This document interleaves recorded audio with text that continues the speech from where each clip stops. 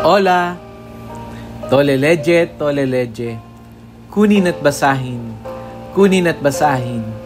Ako po si Kuya Sam Pagaduan, ang inyong kasama sa ating lumalim at mamunga Daily Gospel Reflection. Ngayon ay August 30, 2025. Ang mabuting balita ng Panginoon ayon kay San Mateo, chapter 25, verse 14 to 30. Noong panahong iyon, sinabi ni Jesus sa kanyang mga alagad ang talinghagang ito. Ang paghahari ng Diyos ay maitutulad dito. May isang taong maglalakbay, kaya tinawag niya ang kanyang mga alipin at ipinagkatiwala sa kanila ang kanyang ari-arian. Binigyan niya ng salapi ang bawat isa ayon sa kanya-kanyang kakayahan. Binigyan niya ang isa ng 5,000 piso, ang isa na may 2,000 piso, at ang isa pa'y 1,000 piso. Pagkatapos, siya'y umalis. Humayo agad ang tumanggap ng 5,000 piso at ipinangalakal iyon, at nagtubo siya ng 5,000 piso. Gayun din naman, ang tumanggap ng 2,000 piso ay nagtubo ng 2,000 piso. Ngunit ang tumanggap ng 1,000 piso ay humukay sa lupa at itinago ang salapi ng kanyang Panginoon. Pagkaraan ng mahabang panahon, bumalik ang Panginoon ng mga aliping iyon at pinagsulit sila. Lumapit ang tumanggap ng 5,000. Wika niya, "Panginoon, ito po ang 5,000 na bigay ninyo sa akin. Ito pa po ang 5,000 na itinubo ko." Sinabi sa kanya ng Panginoon, "Magaling, tapat at mabuting alipin. Yamang naging tapat ka sa kaunting halaga, pamamahalain kita sa malaking halaga. Makihati ka sa aking kagalakan." Lumapit din ang tumanggap ng 2,000 at ang sabi, "Panginoon, ito po ang ibinigay ninyong 2,000. Ito naman po ang 2,000 piso na tinubo ko." Sinabi ng kanyang Panginoon, "Magaling, tapat at mabuting alipin.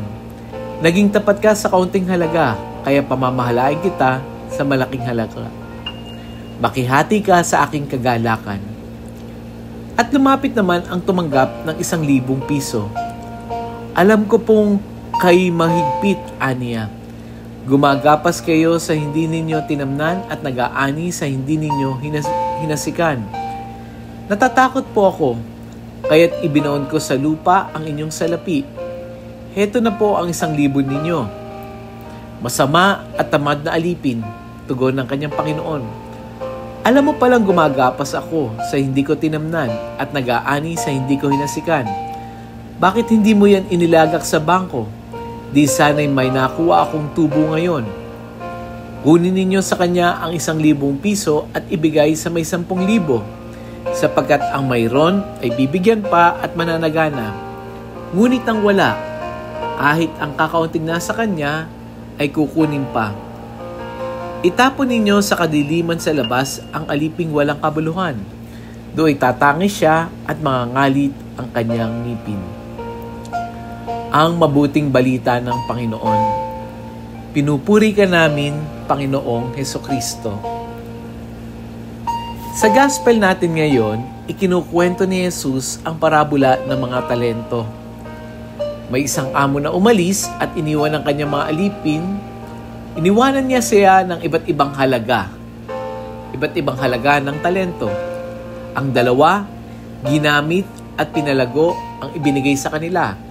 Pero yung isa, natakot, ibinoon lang sa lupa ang talento at hindi kumilos. Ang talento rito ay hindi literal na pera, kundi sumisimbolo sa lahat ng ipinagkatiwala sa atin ng Diyos.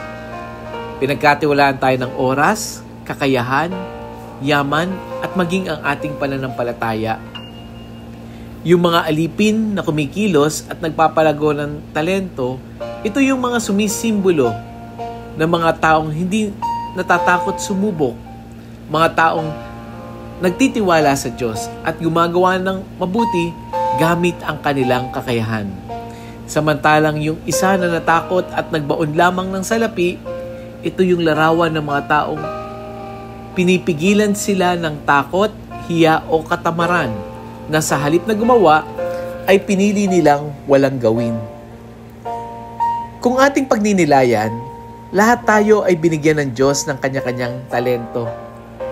May taong mahusay magsalita, may taong magaling mag-alaga ng pamilya, may taong mahusay magturo, mahusay magnegosyo, magtiyaga sa trabaho, at may mga taong kahit tahimik ay marunong makinig. Pero minsan, natutulad tayo doon sa ikatlong alipin. Natatakot tayo magkamali. Nahihiya tayo sa ating kakayahan. O kaya madalas iniisip natin, nako, baka hindi sapat yung aking kakayahan. Kaya imbis na subukan, mas pinipili nating walang gawin. Sa huli, ipinaalala sa atin ni Jesus na hindi niya hinihingi na maging perpekto tayo, kundi ang hinihingi niya, tayo ay maging tapat at masipag sa paggamit ng mga biyayang ibinigay niya sa atin. Kaya ano ang hamon ng gospel natin sa araw na ito? Iwasan natin ang pagiging buried mode. Ano yung buried mode? Yung bang imbis na ibaon sa lupa ang iyong kakayahan, hanapan natin ang pamamaraan na ito'y magamit natin kahit sa maliit na pamamaraan. Sa pamamagitan nito, naprapractice natin kung ano man yung ipinagkatiwala sa atin ng Diyos. At kung talagang wala ka pang maisip, ano nga bang pinagkatiwala sa akin ng Diyos? Nako, i-message nyo lang po ako, mag-comment lamang po kayo.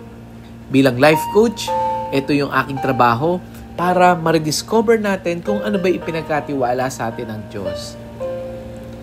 Let us pray. Panginoon, salamat sa mga talento, kakayahan at biyayang ipinagkatiwala mo sa amin.